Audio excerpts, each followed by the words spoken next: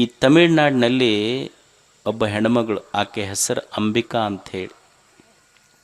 ಏನಾಯ್ತಂದ್ರೆ ಆ ಎಮ್ಮಗೆ 14ನೇ ವಯಸ್ಸಿಗೆ ಮದುವೆ ಆತು. 18ನೇ ವಯಸ್ಸಿಗೆ 2 ಮಕ್ಕಳಾದ. ಆ ತಾಯಿಯ ಯಜಮಾನ ಪೊಲೀಸ್ ಇದ್ದ. ಈಕೆಗೆ ಒಂದು ದಿವಸ 26 ಜನವರಿ ಇರ್ತೈತಲ್ಲ, ಪರೇಡ್ ನೋಡಕ್ಕೆ ಕರ್ಕೊಂಡು ಹೋದರು. ಯಾರಿಗೆ? ಅಂಬಿಕಾಗ.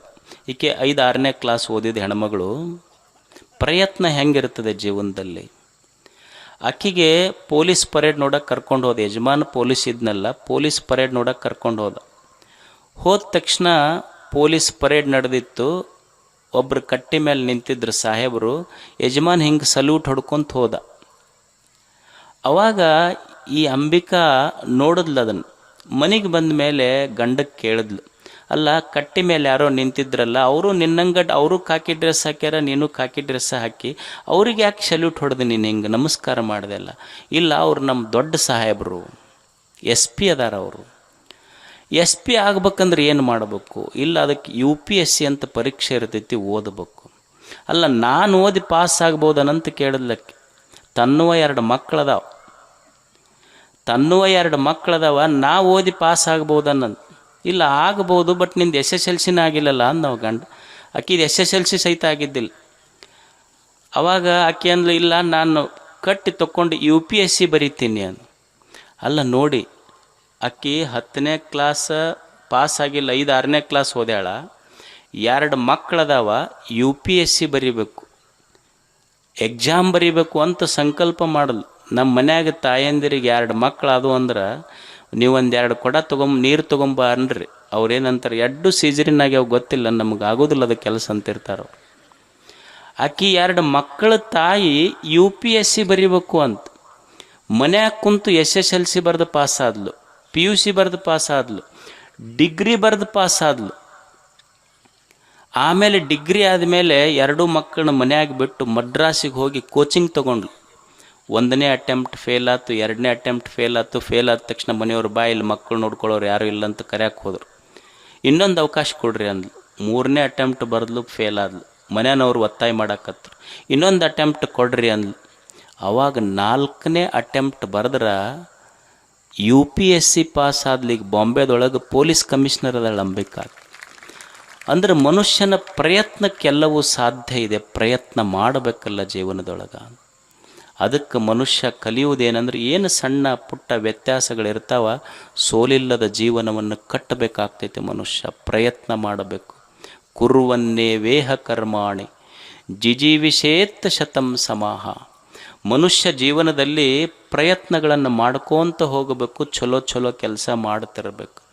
ಎಷ್ಟು ದೇವರೊಂದು 100 ವರ್ಷ ಆಯುಷ್ಯ ಕೊಟ್ಟಾನಲ್ಲ, 100 ವರ್ಷದ ಆಯುಷ್ಯದಲ್ಲಿ ಚಲೋ ಕೆಲಸ ಮಾಡ್ಕೊತ ಹೋಗ್ತಿರ್ಬೇಕು. ಜೀವನದಲ್ಲಿ ಪ್ರಯತ್ನ ಬಿಡಬಾರ್ದು. ವಾಸ್ಕೋಡಿಗಾಮ ಭಾರತಕ್ಕೆ ಬರಬೇಕಾದ್ರೆ ಏನು ಅವನಿಗೆ ಒಂದು ಮೊಬೈಲ್ ಇತ್ತ, ಈಗಿನ ಗತೆ ಗೂಗಲ್ ಇತ್ತ, ಏನೂ ಇರಲಿಲ್ಲ. ಎಲ್ಲೋ ಸಮುದ್ರದಲ್ಲಿ ನಾವೆಗಳನ್ನು ತಗೊಂಡು ಹೊರಟಂಥ ವಾಸ್ಕೋಡಿಗಾಮನಿಗೆ ತನ್ನ ನಾವಿಕರೇ ದಂಗೆ ತೆಗೆದರು, ಅವನ ವಿರುದ್ಧ ತಿರುಗಿ ಬಿದ್ದರು. ಆಹಾರ ಖಾಲಿ ಆಯ್ತು. ಎಲ್ಲ ಖಾಲಿ ಆದ ಮೇಲೇನೂ ಅವ ಒಂದು ಭೂಪ್ರದೇಶ ತಟ್ಟಬೇಕು, ಮುಟ್ಟಬೇಕನ್ನುವ ಛಲ ಬಿಡಲಿಲ್ಲ. ಕೊನೆಗೊಂದು ಭೂಪ್ರದೇಶ ಕಂಡು ಹಿಡ್ದವ. ಈಗ ಮಕ್ಕಳಿಗೆ ವಾಸ್ಕೋಡಗಾಮನ ಪಾಠ ಓದ್ತಾರಿಲ್ಲ ಶಾಲೆಯೊಳಗೆ. ಕೇಳಿದ್ರಂತ ಶಿಕ್ಷಕರು, ವಾಸ್ಕೋಡಗಾಮ ಎದಕ್ಕೆ ಬಂದು ಭಾರತಕ್ಕೆ ಅಂತ. ಹುಡುಗ ಹೇಳಿ, ನಮ್ಮ ತಲೆ ತಿನ್ನಕ್ಕೆ ಬಂದನು, ಮತ್ತೆ ಅದಕ್ಕೆ ಬರ್ತಾನೆ ರೀ, ಅವು ಇಸ್ವಿ ನೆನಪಿಡಕ್ಕೆ ಆಗೋದಿಲ್ಲ ನಮಗೆ. ಅಂದ್ರೆ ಒಬ್ಬ ವ್ಯಕ್ತಿಯ ಪ್ರಯತ್ನ ಎಷ್ಟು ದೊಡ್ಡದು. ಪ್ರಯತ್ನ ಬೇಕು ಜೀವನದೊಳಗೆ. ಇಷ್ಟೇ ಅಲ್ಲ, ಪ್ರಯತ್ನದ ಜೊತೆ ದೈವ ಬಲ ಇರಬೇಕಂತ ಮನುಷ್ಯ. ಒಂದು ಶರೀರ ಸ್ವಸ್ಥ ಇರಬೇಕು, ಜೀವನೋತ್ಸಾಹ ಇರಬೇಕು. 3ನೇದ್ದು ನಮ್ಮ ಇಂದ್ರಿಯಗಳೆಲ್ಲ ಒಳ್ಳೆಯ ಸಂಸ್ಕಾರಯುತವಾಗಿ ಕೆಲಸ ಮಾಡಬೇಕು. 4ನೇದ್ದು ಪ್ರಯತ್ನ ಇರಬೇಕು ಜೀವನದೊಳಗೆ. 5ನೇದ್ದು ಭಾಗ್ಯ ಇರಬೇಕು, ಅದೃಷ್ಟನೂ ಇರಬೇಕಂತ. ನಮ್ಮದೊಂದು ಕಾರ್ಯ ಸಿದ್ಧಿ ಆಗಬೇಕಾದ್ರೆ ಅದೃಷ್ಟನೂ ಬಹಳ ಮುಖ್ಯ ಜೀವನದೊಳಗೆ. ಅದೃಷ್ಟ ಇರಲಿಲ್ಲ ಅಂದ್ರೆ ಮನುಷ್ಯನ ಸಕಲ ಭೋಗಗಳಿಗೆ ಭಾಗ್ಯವಿಲ್ಲದೆ ಆಗದು ಅಂತಾರೆ ನಿಜಗುಣ ಶಿವಯೋಗಿಗಳು. ಭಾಗ್ಯನೂ ಬೇಕಲ್ಲ. ಇವತ್ತು ನಾವು ಶ್ರೀಮಂತರಿರಬಹುದು, ರೂಪವಂತರಿರಬಹುದು, ಒಳ್ಳೆ ಆಸ್ತಿ ಇರ್ಬೋದು, ಜಮೀನ್ದಾರ್ ಇರ್ಬೋದು, ಎಲ್ಲ ಇರ್ಬೋದು ಮನುಷ್ಯಾಗ. ಈಗಿದು ಬಂದೈತಲ್ಲ, ನಾ ಶ್ರೀಮಂತ ಇರಬೇಕು, ಗಾಡಿ ಇರಬೇಕು, ಇಂಥವ್ರ ಮನ್ಯಾಗ ಹುಟ್ಟಬೇಕು, ಇಂಥವ್ರ ತಂದೆ ತಾಯಿ ಹೊಟ್ಟೆಯೊಳಗೆ ಹುಟ್ಟಬೇಕಂತೇಳಿ ಏನು ಮೊದಲ ಗೂಗಲ್ನೊಳಗೆ ಅಪ್ಲಿಕೇಶನ್ ಹಾಕಿ ಡೌನ್ಲೋಡ್ ಮಾಡ್ಕೊಂಡಿದ್ರೇನು? ಅಪ್ಲಿಕೇಶನ್ ಏನು ಫಾರಮ್ ತುಂಬಿ ಬಂದಿವೇನು? ಇದು ಏನು ಸಿಕ್ಕೈತಲ್ಲ ಈಗ ನಾವು ಪಡೆದ ಜೀವನ, ಐಶ್ವರ್ಯ, ಅನುಭವಗಳು, ಇದೆಲ್ಲ ಬಂದಿದ್ದು ನಮ್ಮ ಭಾಗ್ಯದ ಫಲ, ಇದು ದೈವದ ಫಲ ಅಂತ ತಿಳ್ಕೊಂಡಿರ್ಬೇಕು ಮನುಷ್ಯ. ಇದು ಭಾಗ್ಯದಿಂದ ಬಂದಿದ್ದು ಅಲ್ರಿ. ಕೆಲವೊಬ್ರು ಎಷ್ಟು ಮಂದಿ ಬುದ್ಧಿವಂತಿಕೆಯಿಂದ ಆಗಬಹುದಲ್ರಿ ಅನ್ಬೋದು ನೀವು. ಇಲ್ಲ ಅವ ಭಾಳ ಬುದ್ಧಿವಂತದನ್ನ, ಬುದ್ಧಿವಂತಿಕೆಯಿಂದ ಇದನ್ನು ಮಾಡ್ಯಾನ ಅಂತ. ಅಲ್ಲ, ಬುದ್ಧಿವಂತಿಕೆಯಿಂದನೇ ಎಲ್ಲ ಮಾಡಕ್ಕೆ ಬಂದಿದ್ರೆ ಬೀರ್ಬಲನು ಮಹಾರಾಜ ಆಗಬಹುದಾಗಿತ್ತು, ತೆನಾಲಿ ರಾಮಕೃಷ್ಣನು ಮಹಾರಾಜ ಆಗಬೇಕಾಗಿತ್ತು. ಬುದ್ಧಿವಂತಿಕೆಯಿಂದ ಆಗೋದಿಲ್ಲ, ಭಾಗ್ಯ ಅದೃಷ್ಟದಿಂದ ಆಗ್ತೈತೆ ಮನುಷ್ಯನಿಗೆ ಅಂತ. ಅಲ್ರಿ ನೀವು ಅವ ಭಾಳ ಕೆಟ್ಟದನ್ರಿ, ಏನು ಮಾಡ್ಲಾರ್ದ ಕೆಲಸ ಮಾಡ್ತಾನೆ, ಅಷ್ಟು ಶ್ರೀಮಂತ ಆಗ್ಯಾನಲ್ಲ ಅಂತ ನೀವು ಅನ್ಬೋದು. ಈಗ ಮಾಡಿರೋಕ್ಕಿಲ್ಲ, ಹಿಂದೆ ಮಾಡಿರ್ತಾನೆ, ಅದ್ರ ಫಲ ಈಗ ಸಿಕ್ಕಿರ್ತೈತಿ. ಅದು ಹೆಂಗೆ ರೀ ಅನ್ಬೋದು ನೀವು. ಈಗ ನೀವು ಸೈಕಲ್ ತುಳಿತೀರಿಲ್ಲ, ಸೈಕಲ್ ಪೆಡ್ಲ್ ತುಳಿತಿರಿಲ್ಲ, ತುಳಿದು ಒಂದು ಸ್ವಲ್ಪ ಓಡೋದ ಮೇಲೆ ಬಿಡ್ರಿ, ನೀವೇನು ಪೆಡ್ಲ್ ತುಳಿಯೋದು ಬೇಕಾಗಿಲ್ಲ, ತಾನೇ ಓಡ್ತಿರ್ತೈತೆ ಅದು. ಹಂಗೀಗ ಏನು ಶ್ರೀಮಂತಿಕೆ, ಸೌಂದರ್ಯ ಅದೆಲ್ಲ ಬಂದೈತೆಲ್ಲ, ಹಿಂದೆ ಪೆಡ್ಲ್ ತುಳಿದಿದ್ದದು ಈಗ ಬಂದು ಓಡಾಕತ್ತೈತೆ ಅದು. ಮತ್ತು ಈಗ ಪೆಡ್ಲ್ ಇನ್ನೊಂದಿಷ್ಟು ತುಳಿದ್ರೆ ಮುಂದೆ ಓಡತೈತಿ, ಈಗ ಮಾಡಲಿಲ್ಲ ಅಂದ್ರೆ ಹೊತ್ಕೊಂಡು ಬೀಳ್ತೈತಿ ಅಷ್ಟೇ. ಪೆಡ್ಲ್ ತುಳಿಬೇಕಾಗತ್ತೆ ನಾವಿಲ್ಲೆಲ್ಲರೂ. ಅಂದ್ರೆ ಪುಣ್ಯ ಕರ್ಮಗಳನ್ನು ಮಾಡಲೇಬೇಕಾಗತ್ತೆ ಮನುಷ್ಯ. ಭಾಗ್ಯ ಎದರಿಂದ ಬರ್ತೈತಿ? ಪುಣ್ಯ ಬೇಕು ಮನುಷ್ಯನಿಗೆ. ಭಾಗ್ಯ ಇರದೇ ಇದ್ದರೆ ಜೀವನದೊಳಗೆ ಏನೂ ಆಗೋದಿಲ್ಲ. ಕಾರ್ಯ ಸಿದ್ಧಿ ಆಗಬೇಕಾದ್ರೆ ಭಾಗ್ಯವೂ ಬೇಕಾಗ್ತೈತಿ. ಈಗ ಸೀತಾದೇವಿ ಇದ್ಲು, ಸೀತಾದೇವಿಗೆ ರಾಮ ಅಡವಿಯೊಳಗೆ ಬಿಟ್ಟು ಬಂದ. ನಾವು ಸುಮ್ಮನೆ ದಾರಿಯೊಳಗೆ ಹೋಗುವಾಗ ಹೊಲದೊಳಗೆ ಎಷ್ಟೋ ಮಂದಿಗೆ ಹಾವು ಕಚ್ಚಿ ಸತ್ತಾರ ಇಲ್ಲ, ಹಾವು ಕಚ್ಚಿ ಸತ್ತವ್ರದಾರ. ಕಾಡಿನೊಳಗೆ ಸೀತಾದೇವಿಗೆ ಹೋಗಿ ಬಿಟ್ಟು ಬಂದರೂ ಸಹಿತ ಯಾವುದೋ ಒಬ್ಬ ಮಹಾನ್ ಋಷಿಯ ಗುರುಕುಲದಲ್ಲಿ ತಾನು ಬೆಳೆದ ಇಬ್ಬರು ಮಕ್ಕಳಿಗೆ ಬೆಳೆಸದ್ಲಲ್ಲ, ಮತ್ತು ಇದು ದೈವ ಬಲ ಇರಲಾರ್ದೆ ಸಾಧ್ಯ ಐತೇನು ಹೇಳಿ. ಮನ್ಯಾಗ ನಮಗೊಂದು ಗುಳಿಗಿ ರಿಯಾಕ್ಷನ್ ಆದ್ರೆ ಎಷ್ಟೋ ಮಂದಿ ಪ್ರಾಣ ಹೋಗ್ತಾವ. ಮೀರಾಬಾಯಿಗೆ ಅವ್ರ ಅಪ್ಪನೇ ವಿಷ ಕೊಟ್ಟ, ಏನೂ ಆಗಲಿಲ್ಲಲ್ಲ. ಅಕ್ಕಿ ಹರಿ ಗುಣ ಗಾನೇಲಗಿ ಶ್ರೀಕೃಷ್ಣ ಕೃಷ್ಣ ಅಂತ ಹಾಡ್ಕೊಂತ ಹೊಂಟ್ಲಲ್ಲ. ಎದರಿಂದಾತಿದು?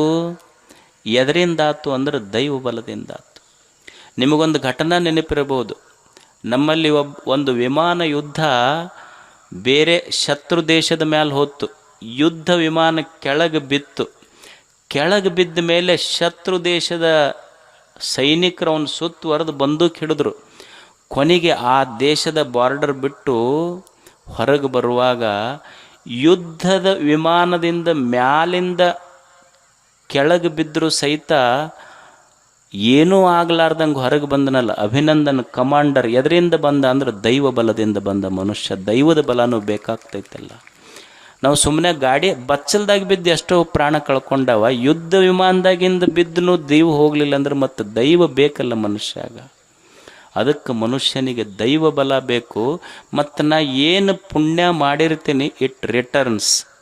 ನಾವೇನು ಪುಣ್ಯ ಮಾಡಿರ್ತೀವಲ್ಲ ಅದು ನಮಗೆ ಹೊಳ್ಳಿ ಬರ್ತೈತದು. ಒಬ್ರು ಯಾರೋ ಆಫೀಸರ್ ಇದ್ರಂತ. ಅವ ಆಫೀಸರ್ ನಾ ಏನು ಕರ್ಮ ಮಾಡ್ತೀನಿ ನನಗೆ ಹೊಳ್ಳಿ ಅದು ಹೆಂಗೆ ಬರ್ತೈತಿ? ಸುಮ್ಮನೆ ಒಂದು ಸಣ್ಣ ಉದಾಹರಣೆ ನೋಡಿ. ಒಬ್ಬರು ಆಫೀಸರ್ ಇದ್ದರು. ಆ ಆಫೀಸರ್ ಏನು ಮಾಡ್ದೆ ಅಂದ್ರೆ, ಜವಾನ್ರು ಇರ್ತಾರಲ್ಲ ಪ್ಯೂನ್ರು, ಏನೋ ಕೆಲಸಕ್ಕೆ ಕೆತ್ತ ಬೈದ್ನಂತ. ಮತ್ತು ಅವ ಪ್ಯೂನಿಗೆ ಪಾಪ ಆಫೀಸರಿಗೆ ಹೆಂಗೆ ಬೈಯಕ್ಕೆ ಬರ್ತೈತಿ? ಮನೆಗೆ ಬಂದು ಹೆಣ್ಮಕ್ಳಿಗೆ ಜಗ್ಗಿ ಬೈದವ. ಅಂದ್ರೆ ತನ್ನ ಸಿಟ್ಟು ಹೆಣ್ಮಕ್ಳ ಮೇಲೆ. ಅವು ಹೆಣ್ಮಕ್ಳು ಯಜಮಾನಿಗೆ ಹೆಂಗೆ ಹೊಳ್ಳಿ ಅನ್ನಕ್ಕೆ ಬರ್ತೈತಿ? ಆಕೆ ಮಗನಿಗೆ ಬೈದ್ಲು ಜಗ್ಗಿ. ಮಗ ಅವಿಗೆ ಹೆಂಗೆ ಬೈಯಕ್ಕೆ ಬರ್ತೈತಿ? ಮನೆ ಮುಂದೆ ನಾಯಿ ಇತ್ತು ಅವ್ರದ್ದು, ಆ ನಾಯಿಗೆ ಬಡ್ದವ. ಆ ನಾಯಿಗೆ ಪಾಪ ಇವ ದಿವಸ ಊಟ ಹಾಕ್ತಿದ್ನಲ್ಲ, ಅದು ನಾಯಿ ಅವನಿಗೇನಂತ ಸುಮ್ಮನೆ ಇತ್ತು. ಯಾರೋ ಒಬ್ಬರು ಮನೆ ಮುಂದೆ ಹಾದು ಹೊಂಟಿದ್ರು, ಅವ್ರು ಹೋಗಿ ಆರ್ಡರ್ ಅಂತ ಹಿಡ್ದ ಬಿಡ್ತು. ಯಾರಿಗೆ ಹಿಡಿತಂದ್ರೆ ಆಫೀಸರ್ ಬೈದಿದ್ನಲ್ಲ ಅವನಿಗೆ ಹಿಡ್ದಿತ್ತಂತಿದ್ದು. ಅಂದ್ರೆ ನಮ್ಮ ಕರ್ಮ ಮಾಡಿದ ಪುಣ್ಯ ಫಲಗಳು ಹೊಳ್ಳಿ ನಮಗೆ ಬರ್ತಾವಂತಿಲ್ಲ. ಅದಕ್ಕೆ ಮನುಷ್ಯ ಪುಣ್ಯದ ಕೆಲಸ ಮಾಡಿದ್ರೆ ಭಾಗ್ಯ ಬರ್ತೈತಿ. ಭಾಗ್ಯದ ಸಂಗ್ರಹ ಯಾವುದು ಅಂದ್ರೆ ಪುಣ್ಯ ಅಷ್ಟೆ. ಪುಣ್ಯದ ಕೆಲಸ ಮಾಡ್ತಿರ್ಬೇಕು ಮನುಷ್ಯ.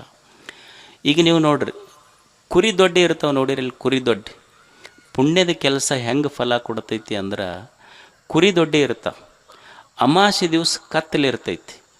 ಕತ್ಲಿ ಒಳಗೆ ಕುರಿ ದೊಡ್ಡಾಗ ಒಂದು 100 ಕುರಿ ಇರ್ತಾವ. 100 ಕುರಿ ಅದಾವ. ಏನವೇನು ಕೆಂಪಗ ಬೆಳ್ಳಗ ಕರ್ರಗ ಅರಿಶಿಣ ಅದಾವನು ಒಸು ಕರ್ರಗದಾವ. 100 ಕುರಿ ಅದಾವ ದೊಡ್ಡಾಗ, ಒಸು ಕರ್ರಗದಾವ. ಅದು ಅಮಾವಾಸ್ಯೆ ಐತಿ. 100 ಕುರಿಯೊಳಗೆ ತಾಯಿ ಕುರಿ ಕತ್ತಲದೊಳಗೆ ಹೆಂಗೆ ತನ್ನ ಮರಿಗೆ ಹೋಗಿ ಹಾಲು ಉಣಿಸ್ತೈತಲ್ಲ, ಹಂಗೆ ನಾವು ಮಾಡಿದ ಪುಣ್ಯವೆಂಬ ತಾಯಿ ಅದರ ಫಲ ತಾನೇ ಬಂದು ನಮಗೆ ಉಣಿಸಿ ಹೋಗ್ತೈತಿ. ಅದಕ್ಕೆ ಪುಣ್ಯ ಮಾಡಬೇಕಾಗ್ತೈತಿ ಮನುಷ್ಯ. ಪುಣ್ಯ ಮಾಡಬೇಕು ಮನುಷ್ಯ.